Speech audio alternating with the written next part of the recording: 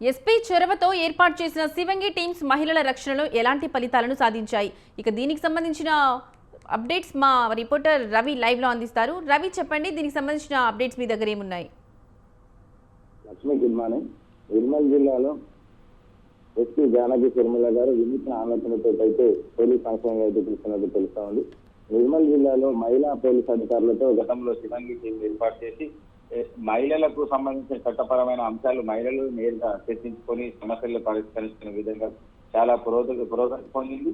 గతంలో అది మోత్కాకు తెంపడానికి వెళ్ళిన మహిళల్ని మామడా మండలం జిమ్మవృతికి చెందిన మహిళల్ని శివంగి టీం వాళ్ళు వెళ్ళి ఒక రోజు తర్వాత శ్రమించి వారిని జిల్లాలో తప్పైన వారిని గ్రామానికి అయితే తీసుకొచ్చారు.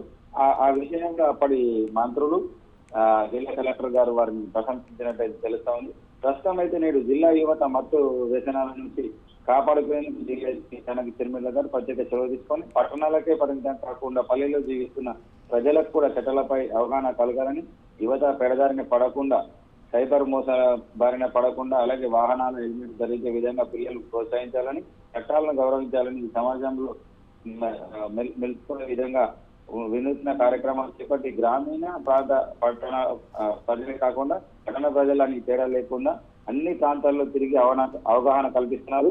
భద్రతా నిబంధనలు మరియు మాదక ద్రవ్యాలు, మత్తు పదార్థాలు నిర్మూలన, ట్రాఫిక్ నిబంధనలు, మైనర్ డ్రైవింగ్, సైబర్ నేరాల పట్ల వివరించి పల్లె ప్రజలను అయితే చట్టాలపై అవగాహన కల్పిస్తున్నారు. గుర్తు తెలియని వ్యక్తుల నుండి వచ్చే మెసేజ్లు, కాల్స్ కు స్పందించకుండా ఉండాలని, ఇలాంటి వివరాలు ఇవ్వద్దని, అలాగే 18 సంవత్సరాల లోపున్న యువకులకు వాహనాలు ఇవ్వకూడదని తల్లిదండ్రులకు అయితే అవగాహన తెలియజేస్తున్నారు.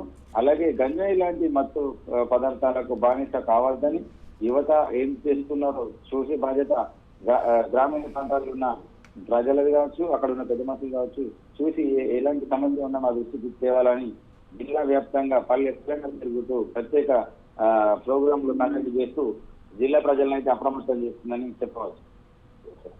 Right Ravi, thank you.